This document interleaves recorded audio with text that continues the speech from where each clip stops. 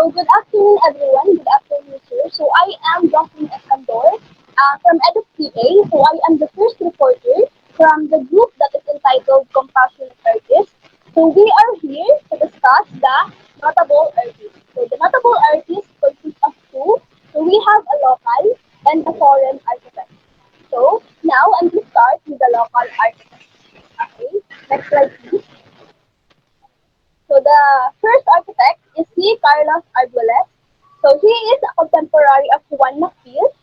Contemporary means a person or living things that exist at the same time as another. So when Carlos Arguelles was born, or nabuhay si Carlos Arguelles, then hindi nag-exist si Juan Macfil. He designed the Pilang Life Building on United Nations Avenue and considered as the one of the finest building in Southeast Asia. So, design niya yung Pilang Life Building and consider ito na isa sa pinakamagandang building sa Southeast Asia. Okay? He also designed the Development Bank of the Philippines and the Philippine National Bank of Escandor. Next slide, please. Okay, so here is the sample picture of Pilam Life Building na dinesign ni Carlos Arguelles. It is located in United Nations Avenue, Ermita, Manila. Next. So here is the sample picture of Development Bank of the Philippines and the Philippine National Bank of Escota na dinesign naman ni Carlos Arguelles. Next is si Alid Armando Dominador N. So si Alid Dominador N is an architect, a planner, and environmental consultant of APEC. He is more than 2 decades of a practitioner in technological profession, preparing comprehensive land use plans, development master plans, site master plans, and transportation system and facility plans. He is also a architectural design for commercial, institutional, recreational, and residential structure and allied design work. Next slide.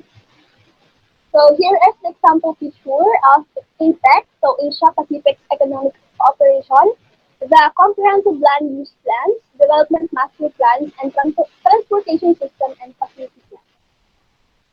Next slide, please. Next is si Pablo Antonio. Si Antonio Pablo is the National Artist of the Philippines for Architecture in 1976. He is a pioneer of modern Philippines architecture. He designed the Ideal Theater, Life Theater, Manila Polo Club, and the Far Eastern University campus. He finished his education at the University of London with the financial assistance from Engineer Ramon Arevalo, and he worked as an assistant in the Legislative Building project. Next slide. So here is the example picture of Ideal Theater. So as of now, the Ideal Theater is located now in Rizal Avenue, Manila. So it is already closed or demolished. Next is the Life Theater. So it is later known as the Teofilo Delonco Building. So was an Art Deco movie theater, and it is located now in Quiapo, Manila. Next is the Manila Polo Club. So the Manila Polo Club, ito yung the best na ginawa ni Antonio Pablo. So it is located in McKinley Road, Forbes, Makati City. So now it is presently considered as the Manila Premier Club. So dito, ang mga pumupunta ay mga political personalities and mga business icons. And the last is the Far Eastern University campus. Ito yung mga ginawa ni Antonio Pablo. Next slide. Next is si Concho Cesar. Si Concho Cesar, he designed the Redemptorist Church in Baclaran and UK Protestant Chapel. He is also the first architect of the University of the Philippines. And based on what I discovered, si Concho Cesar is the one and only the husband of Ms. Sharo Santos. Next slide, please. So here is the example picture of Baclaran Church and the UP Protestant Chapel na dinisign ni Concho Cesar.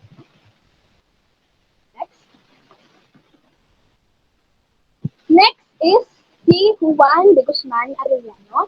He is greatly influenced by the Art Deco architecture. He is thus known for Manila's Metropolitan Theater. He designed the Manila Post Office Building, Joint Bridge, and Executive House, which now houses the National Museum of the Philippines. Okay, so the Art Deco, next slide. So here is the Art Deco architecture. So yung Art Deco, ito yung design that first appeared in France just before World War One. So it influenced the designs of buildings, furniture, jewelry, fashion, car, movie theater, trains, ocean lines, and everyday objects such as radios and vacuum cleaners.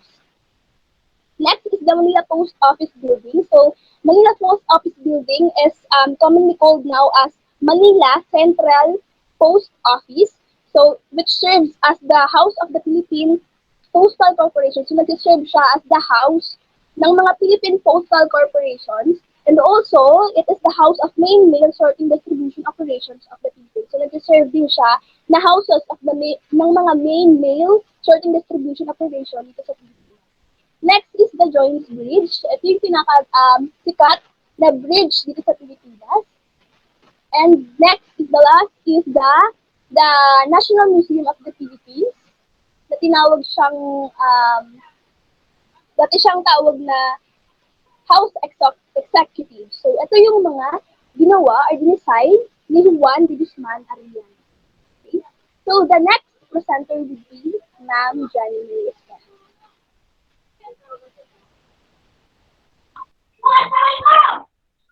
So our next architect is Gutierrez Gregorio. Gutierrez Gregorio designed the Santa Cruz Church. Next, please. So this is the picture of Santa Cruz Church, which is the example of Renaissance having a Baroque style. Next.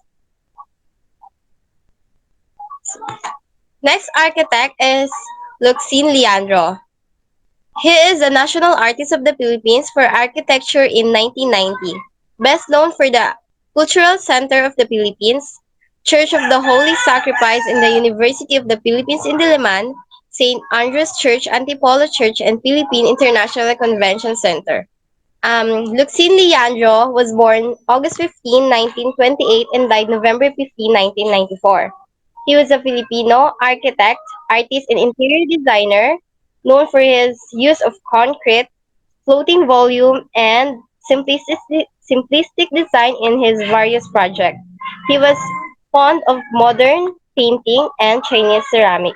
His most recognizable work is the Theater of Performing Arts of the Cultural Center of the Philippines and now known a Tanghalang Pambansa. Next slide.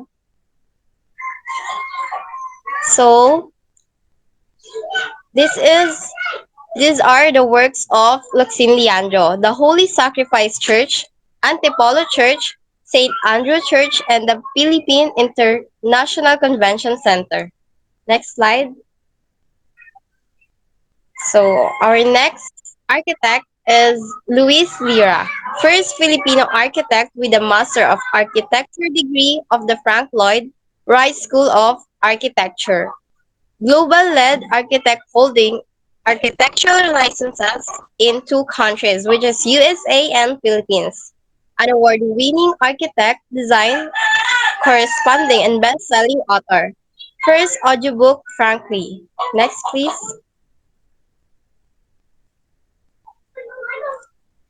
This is her design, Frankly, by Luis Lira. In addition, she is a global American architect specializing in organic architecture. Next slide. So, next architect is Mangyo Nestor S. Internationally famous architect, environmental planner, a successful real estate and community developer, world-renowned lecturer and convener in urban and environmental planning. He started his professional career in 1972 and now he is one of the more prominent architecture who is recognized in this very competitive profession in the Philippines. Next, please.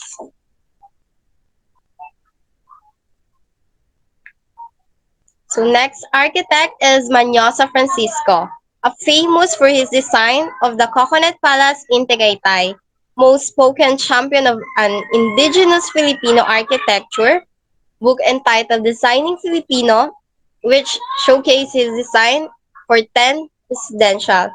Manosa, born 1931 and died February 20, 2019.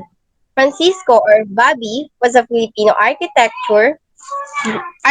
design architect considered one of the most influential Filipino of the 20th century for having pioneered the art of Philippine neo-vernacular architecture. Next, please. And this is the design of Francisco Manosa, which is the Coconut Palace. And that's all. Next presenter, please.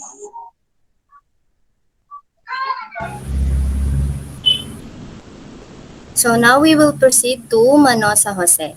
So Manosa Jose, a noted Filipino architect, Jose Manosa is known for designing the San Miguel Corporation building.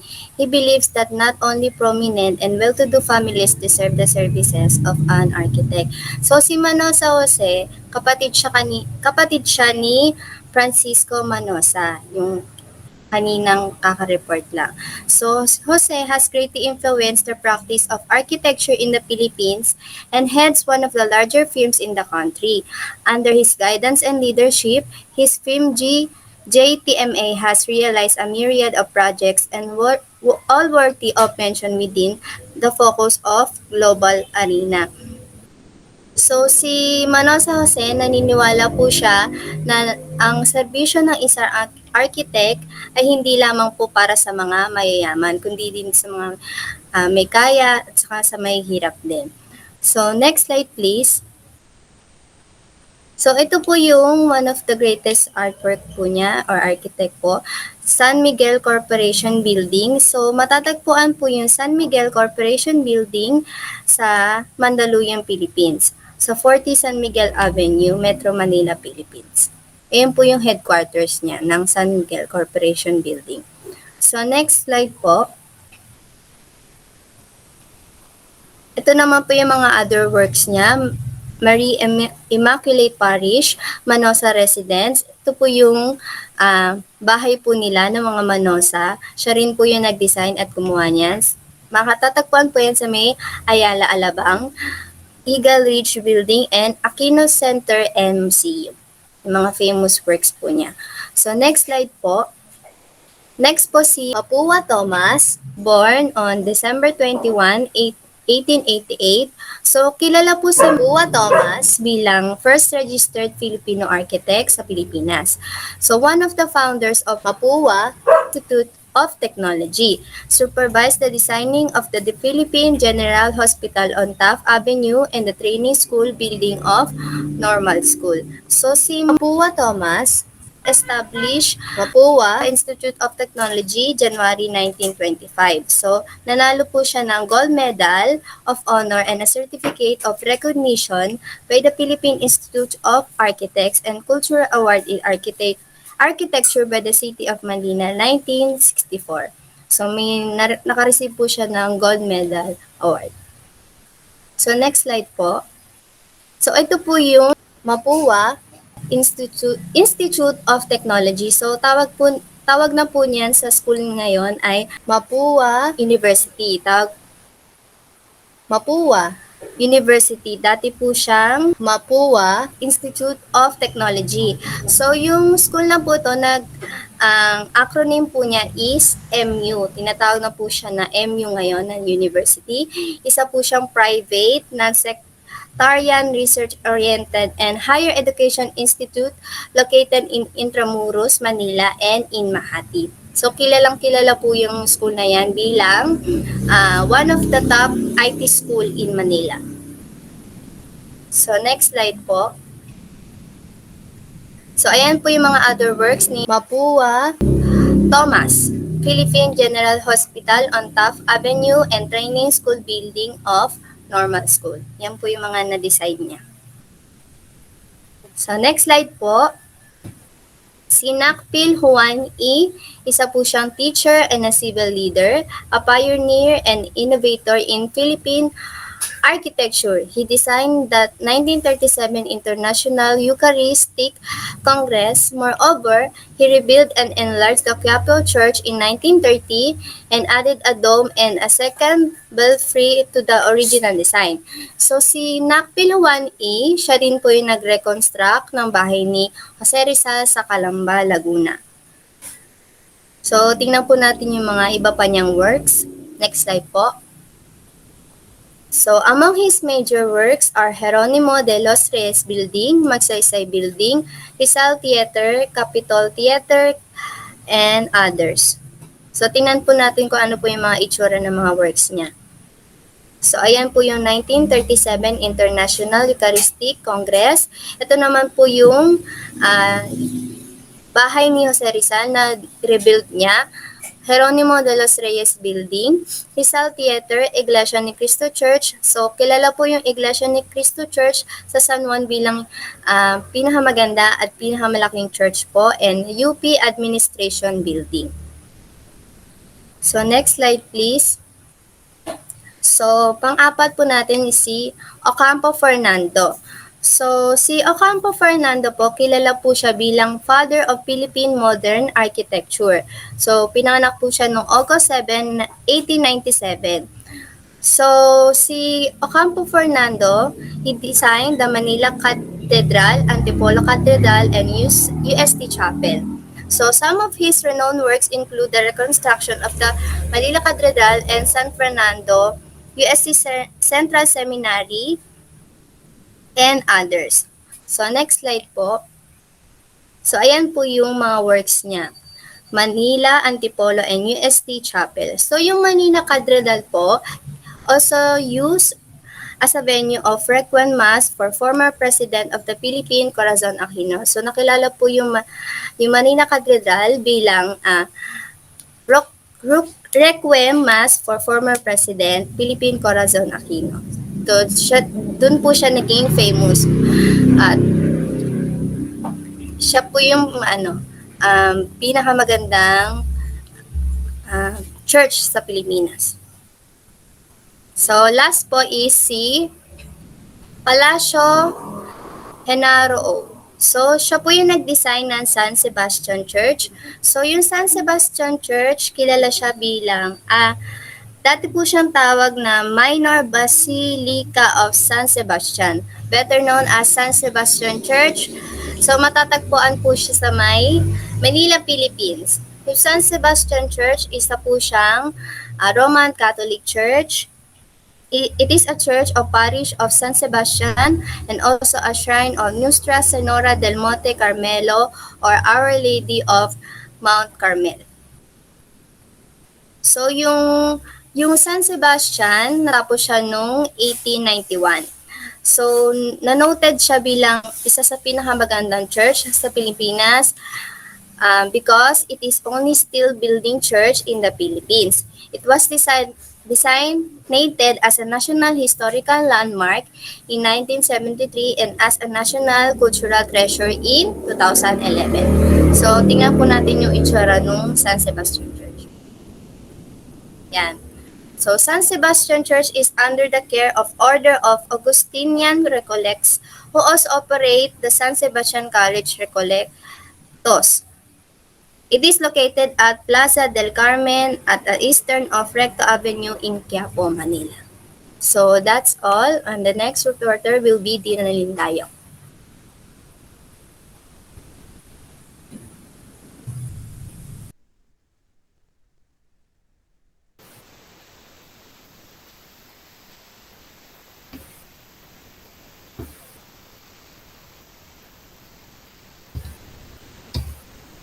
Okay, thank you, Miss Queen Esther Punzalan.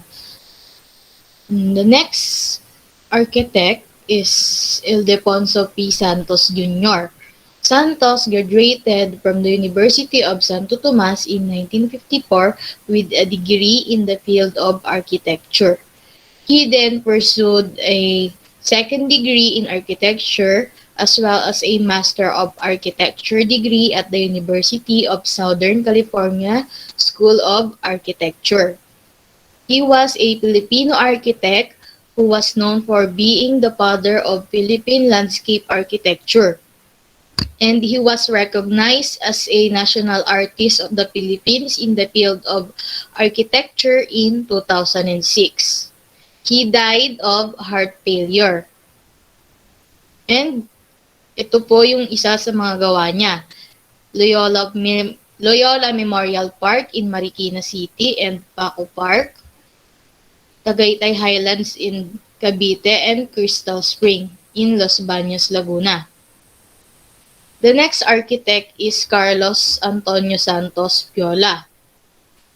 Ang pangalan niya dati ay Carlos Santos Viola E. Antonio. At siya ay architect sa Pilipinas, and he is best known for designing and building churches for Iglesia ni Cristo. And Carlos was born in San Miguel, Bulacan. Starting from San Miguel Elementary School, Carlos moved on to the Ateneo de Manila to finish his high school education. While in Ateneo, he joined the school band and was quite active in basketball. Santos Viola was one of the first graduates of the College of Architecture in the University of Santo Tomas in 1953. Tapos, nung nag-aaral siya noong 1953 doon, yung mga naging professor niya ay magagaling na architects. Sino sila ay si Thomas Argiles, Thomas Mapua, and Juan F. Nakpil, Fernando Ocampo, and Andres Luna de San Pedro. Ito ang gawa, o isa sa gawa ni Santos. Ang Iglesia ni Cristo sa Cubao Chapel, ang first building or first church na nagawa niya para sa Iglesia ni Cristo. Ang next naman natin na architect ay si Antonio M. Toledo. Antonio was born on 14th of June in 1890 in Laguna, Philippines. He died in 1972 at the age of 82. He was the architect responsible for the design of current Manila City Hall, which exhibits a neoclassical style. Juan Arellano's design, which had an Art Deco style, was supposed to be used for the City Hall, but Arellano quit the project and was replaced by Toledo.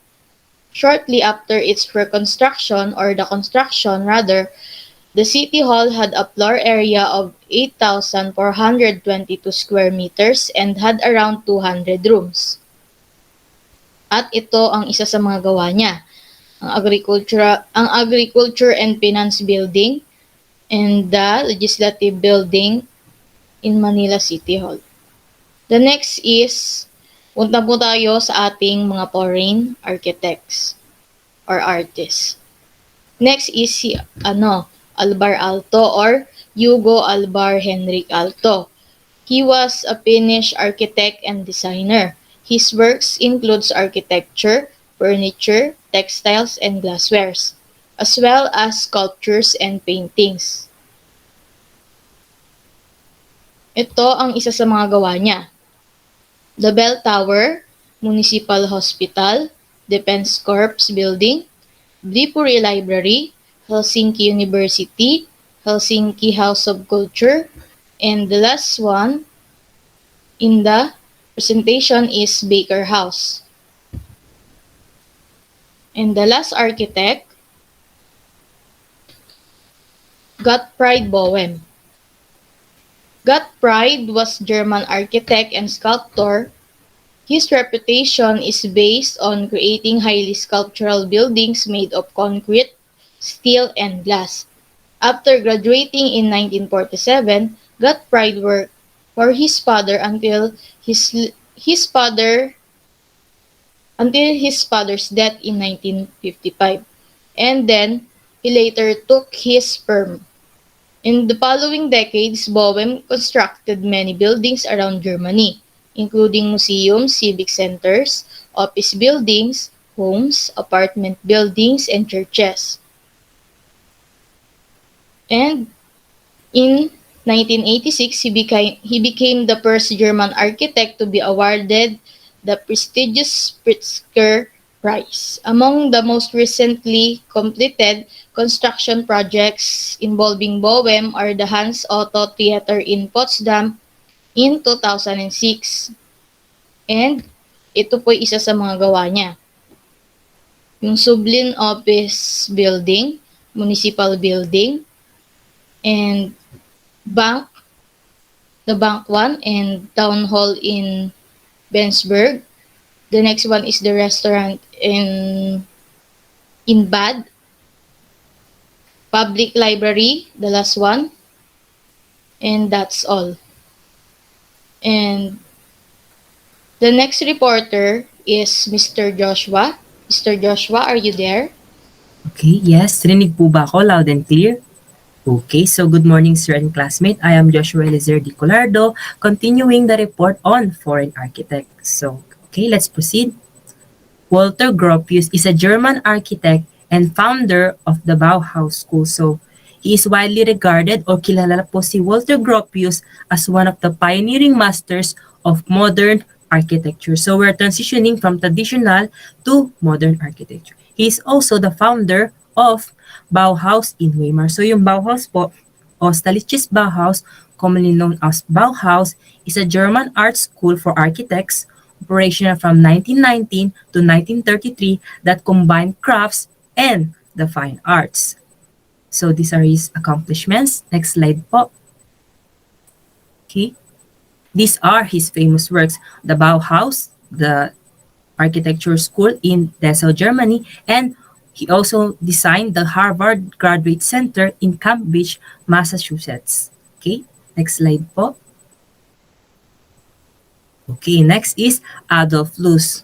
Adolf Luz is an Australian architect and influential European theorist of modern architecture. Luz became a pioneer of modern architecture and contributed in a body of theory and criticism of modernism. So kasama rin siya in modern. So we're transitioning from traditional to modern. So si Walter and Adolf ay pioneering masters sila ng modern architecture and design and developed the room plan or commonly known as spatial plan, which is a method of arranging interior spaces. So these are his accomplishments. Nakikita niyo naman po sa screen.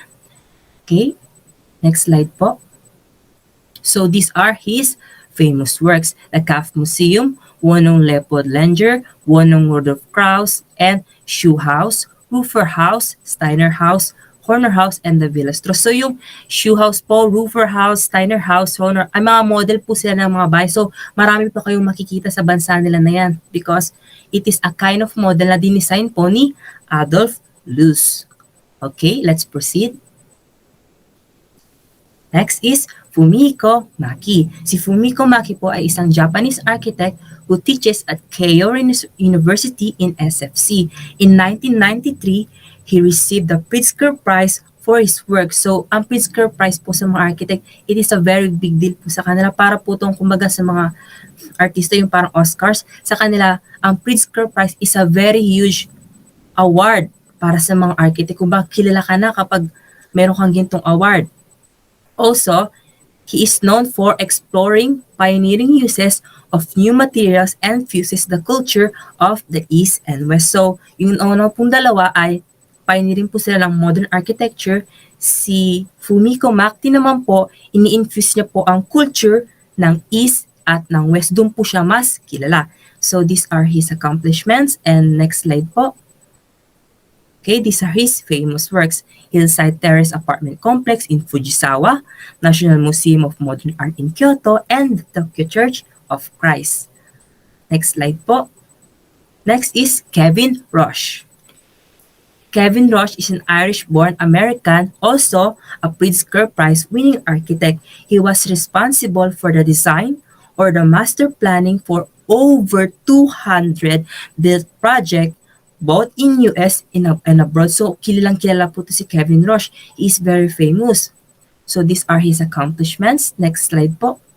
These are his famous works: Oakland Museum of California, Ford Foundation Building in New York City, Fine Arts Center of the University of Massachusetts in Ann Arbor, National Aquarium in Baltimore, Maryland, Knights of Columbus Building in New Haven, Connecticut, United Nations Plaza in New York City also, Quincy Market in Boston, Massachusetts, and many buildings on the campus of the Rochester Institute of Technology in Rochester, New York. So talaga pong kitang-kita po natin, worldwide spread po yung kanyang mga gawa because he is very famous. Ang dami niya nga pong gawa. 200 pa naman po. At makikita na po natin yung transition in their design. It is very dominant. Kitang-kita po natin sa mga pictures po sa aming slide. Makikita niyo na po yung modern architecture. Kumbaga, ano na tayo, nag-a-advance na. Kitang-kita mo na very clearly yung modern design nila. It is very dominant. Okay, next slide po. Last but not the least is Aldo Rossi. Aldo Rossi was an Italian architect and designer who achieved international recognition in 4 distinct areas such as architectural theory, drawing, and design, and also product design. He was one of the leading exponents or the masters of the postmodern movement. So yung mga nauna po is pioneering po si Walter saka si Aldo ng modernism. Si Fumiko naman po, in-infuse niya po yung culture ng East and West. Pero si Aldo naman po, siya naman po ay pioneering na po siya ng postmodern, or pag sinabi po natin postmodernism, ito na po yung after na ng modern movement. Siya na po yung kumbaga yung latter part. He was also the first Italian to receive the Pritzker Prize for Architecture. So it is a very big deal po sa mga Italian si Aldo Rossi because he is the first na makareceive ng very malaki po talaga sa kanilang deal tong Pritzker Prize for Architecture. So, the following on the screen are his accomplishments. Next slide po. So, here are his famous works. University of Castellanza in Castellanza, City Center in Kuala Lumpur, Malaysia, Disney Office Complex, Celebration in Disney Orlando, Asaba Design Studio in Tokyo, San Carlo alla Barona Church in Milan, Canary Wharf Office Complex in London, and Palazzo del Cinema in Venice. Okay, tapos na po ako. Next presenter, are you ready, Alayzza del Mundo? Yes, Mr. Colardo. Okay, thank you. And I am the last reporter named Del Mundo Alayzza. And this is my report. So, Elias Saarinen. So, yung full name ni Elias Saarinen is Gottlieb Elias Saarinen. Was a Finnish-American architect na kinilala sa work niyang Nobu Building in early years of 20th century. He was also the father of frame architect Eero Saarinen. Born on August 20, 1873 sa Rasatalmi, Finland, at namatay siya noong July 1, 1950 sa Bloomfield Hills, Michigan, United States. One of the foremost architects and urban planners of his generation in Finland before moving to the United States, where he influenced modern architecture. So ito na nga po yung sinasabi ni Mr. Colardo na nandito na po tayo sa modern architecture, particularly skyscraper and church design. So itong si Saarinen ay nag-collab din silang dalawa ng kanyang anak na si Eero Saarinen, na kilala din sa isang outstanding American architect. So next slide please. Ito po yung mga gawa ni Saarinen. Clubhouse of Luther Factory. Next is Lahti Town Hall in Finland. Christchurch Lutheran in Minneapolis, Finnish Pavilion, St. Paul Church, First Christian Church, and last is Fenton Community Center. Next po. So si Carlo Scarpa was an Italian architect influenced by the materials, landscape, and history of Venetian culture and by Japan. Scarpa translated his interest in history, regionalism, invention, and the techniques of the arts and craftsman into ingenious glass and furniture design. So, born po si Carlos noong June 2, 1906 doon sa Venice, Italy. Died in November 28, 1978 sa Italy. So, best known for his instinctive approach to materials combining time-honored craft with modern manufacturing. So, narito po ang mga gawa ni Carlos Carpa. Next slide po. So, yung Plazo Cofoscari, Catroom House, Purity House, and Galleria degli Snow Room, and Babylonian. So, next artist is, next slide po, si Alba Rosisa. Full name po ni Alba Rosisa is Alvaro Joaquim de Melo Sisa Viera. So, napakahaba po ng kanyang name. Born June 25, 1933 sa Matohijos, Portugal. Portuguese architect and designers whose structure ranging from swimming pools to public housing development. So, yung ginagawa po niya is about sa mga swimming pool. Were characterized by a quiet clarity of form and function, a sensitive integration into their environment, and purposeful engagement with both cultural and architecture tradition. He was awarded, so in-award din po si Alvaro Sisa na Pritzker Prize noong 1992. So, narito po ang kanyang mga gawa. Next slide po. Ang residential complex at Centro Galiziano. Next slide po.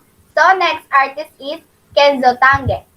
So, born in September 4, 1913 and died in March 22, 2005, was a Japanese architect, a winner of 1987 Pritzker Prize of Architecture. So, ito po si Kenzo Tange ay nanalo din po ng Pritzker Prize.